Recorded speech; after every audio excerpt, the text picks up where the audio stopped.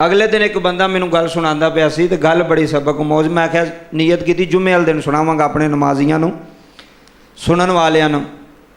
वो कहंदा मैं वो बंदे का नाम ही नहीं दसना, इलाके का नाम ही नहीं दसना, सिर्फ मैं तुहानू गल सुनान लगा कि गल किड्डी वड्डी, गल की कीमत की।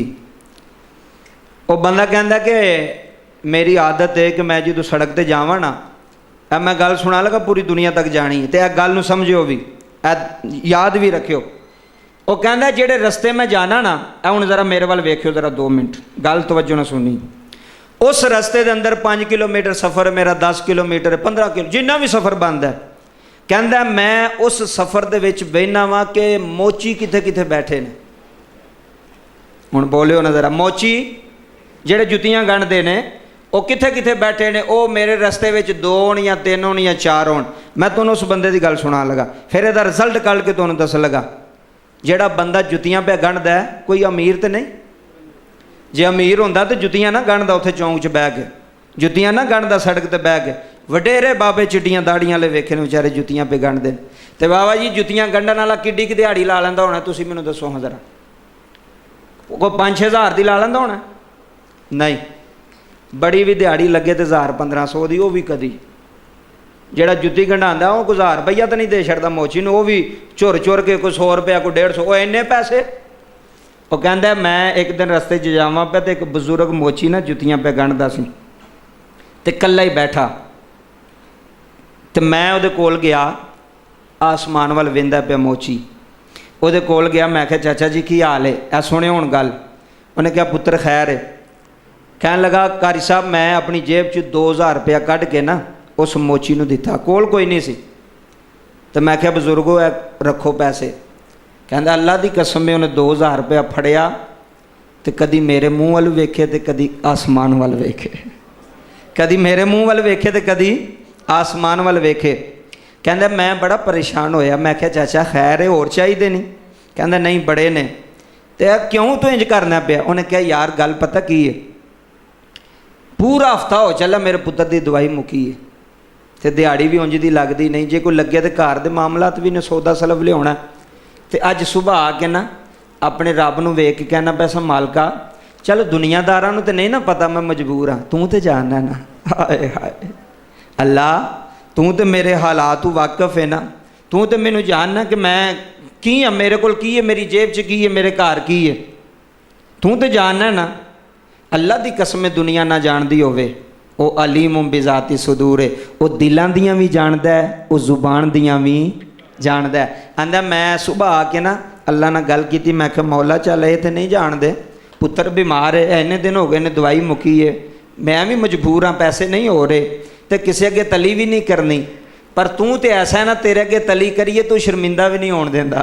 हाय हाय अल्लाह शर्मिंदा कर हाँ किसी के सामने तली, तेनों समझ आ जाएगी। सके भरा के सामने कर ला, तेरा मूँह दूसरे पासे लग जाएगा। अल्लाह के सामने करो कदी नहीं दसदा किसी ने, कदी नहीं किसी ने शिकवा किया। कहंदा मैं 2000 दिता, वो आंसू आ गए।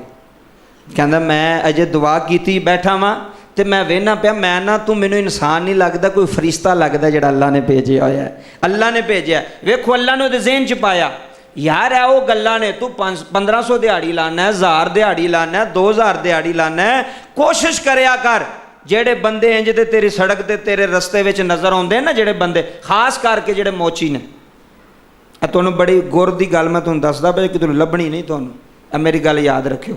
खास करके वो बंदे जेड़े माड़े ने, बजुर्ग ने, दिहाड़ीदार ने, फ्रूट की रेहड़ी लाई सू, जुत्तियां पे गंढदा, अपनी जेब च 200 रुपया कढ़ के उन्होंने आख चाचा चाह पानी पी ली यार, कसम खुदा दी तैनूं नहीं पता तेरी तकदीर किवें बदलनी।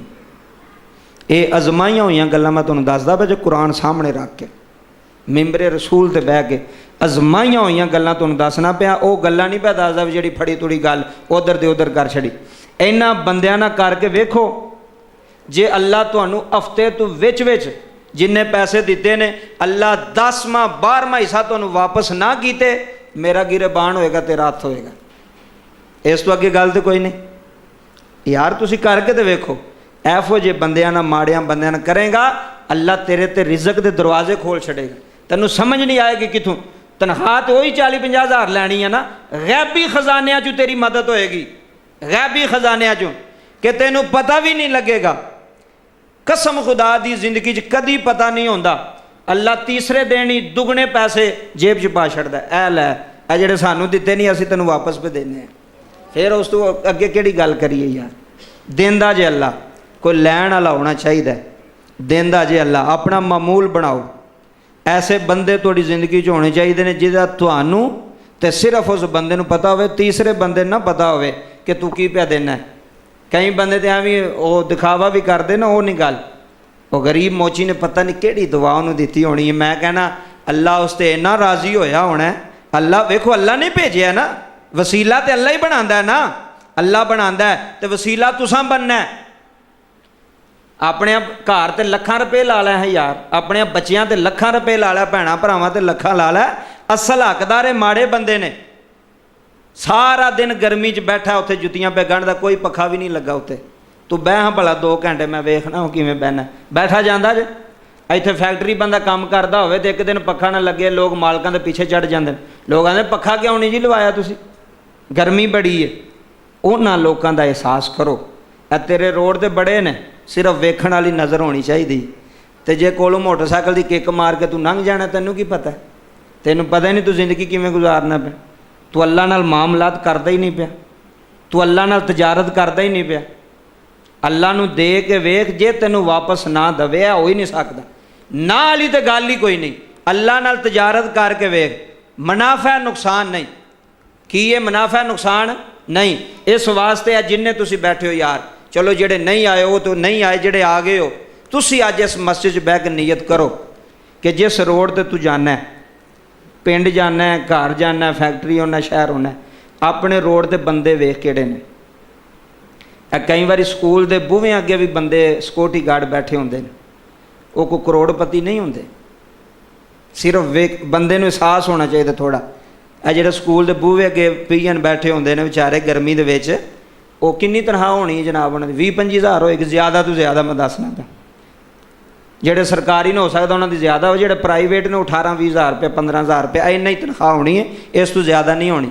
बैठा ना अगला बूहे अगे 8 घंटे बैठा ना, किदे वास्ते? औलाद वास्ते।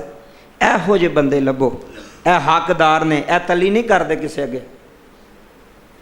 एहो जे बंदे दी मुठ च 500 दे छड़, 1000 दे छड़, वेख अल्लाह तेरे ते किवें खजानियां दे बूहे खोलदा। अजमा के वेखना जे, और मैनू दसना भी जे कि असी ये काम किया तो सानू नफ़ा होया कि नहीं होया।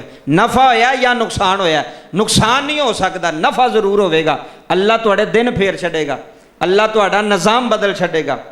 आखिरी गल कर लगा तो बड़ी तवज्जो नाल समात फरमायो।